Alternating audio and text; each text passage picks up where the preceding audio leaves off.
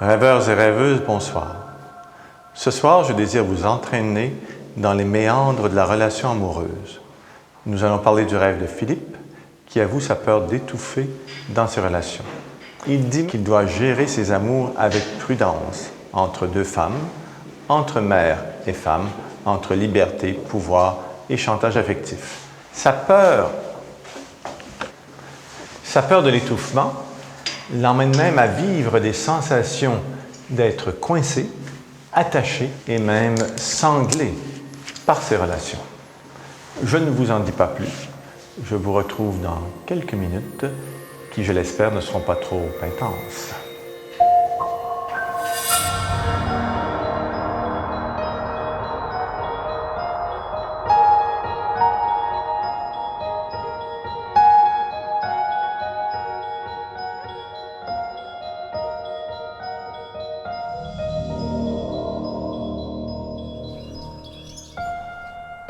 Ce rêve se passe un dimanche. Je suis chez mes parents, mon père, ma mère est très présente. C'est un jour de fête familiale.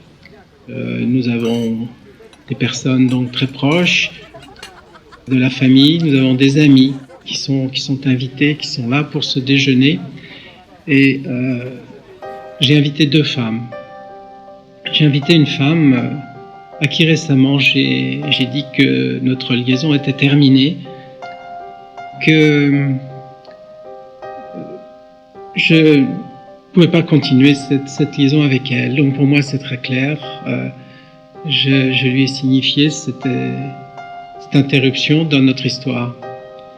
J'ai invité également une autre femme que je connais peu, Claire, c'est son prénom. Je souhaite vraiment la rencontrer et créer une relation amoureuse avec elle. Le déjeuner a eu lieu, on est déjà dans l'après-midi, ma mère est toujours présente, très active. Et déjà des personnes vont partir, commencent à nous dire au revoir.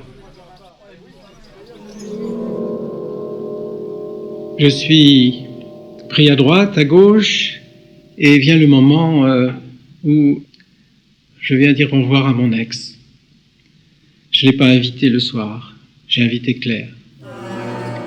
Et là, sa réaction est surprenante, je ne comprends pas. Je lui ai signifié que c'était terminé, et pourtant elle souhaite rester. Je suis déstabilisé.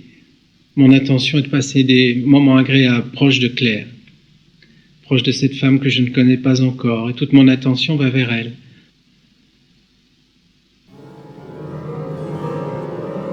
Mon ex devient agressive. Elle veut rester, elle s'incruste. J'ai le sentiment d'avoir un regard pesant sur moi, une présence difficile à supporter. Il semble qu'elle agisse comme si j'étais son propre territoire. Elle apparaît jalouse, agressive, possessive. C'est insupportable, je la repousse, je lui demande de partir. Je la repousse dans le couloir, je la repousse dans l'escalier. Elle devient de plus en plus violente, me frappe au visage. Moi, de mon côté, je prends son visage. Également, entre mes mains, je prends sa tête, je frappe sa tête sur la barre d'appui dans la cage d'escalier et son crâne éclate, s'ouvre. Son crâne est ouvert, le sang coule. C'est l'horreur. Elle est là dans l'escalier, c'est l'horreur, elle est morte. Son crâne est ouvert, j'ai son visage entre mes mains, cette tête qui tout d'un coup se transforme. Ce n'est plus son visage. Elle semble revivre, les yeux se dirigent vers moi, nos regards se croisent. Grande émotion m'habite, et soudain les yeux, ce sont mes yeux, c'est mon visage qui est là, mon propre visage. Alors, qu'est-ce que je vous disais? C'est intense, n'est-ce pas? Ce qu'il faut savoir à propos des rêves, c'est qu'ils traduisent nos émotions en images. C'est comme dans la réalité. Si vous êtes énervé, vous allez dire « ça me fait sortir de mes gonds ». Vous traduisez ainsi votre état affectif par une image. Les rêves font exactement la même chose. Par exemple, ils ajoutent aussi des éléments à votre réalité pour que vous ayez une image plus globale de qui vous êtes. Philippe nous dit qu'il se coupe souvent de ses émotions et qu'il vit sa vie en voix off. Son rêve lui dit que cette stratégie d'éloignement ne fonctionne pas. Ses histoires amoureuses lui cassent la tête, ce que le rêve met littéralement en image. Bien entendu, son rêve parle aussi de la violence des émotions qu'il éprouve par rapport aux femmes. Il parle de son ambivalence, il parle de son goût de casser cette partie de lui-même qui fait qu'il éprouve tant de difficultés. Dans la réalité, Philippe se sent poursuivi par son ex et en rêve, il l'attaque.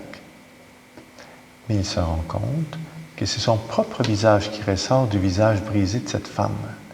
Ce sont donc ses propres blessures qui l'empêchent d'avancer.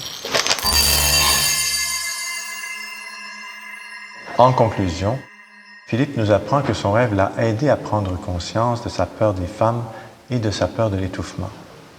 Il a pu transformer son rêve en un outil vivant de travail sur soi. Il a ainsi retrouvé son pouvoir créateur. Chers amis rêveurs, je vous dis donc à bientôt pour un prochain rêve, si je suis encore là, bien entendu.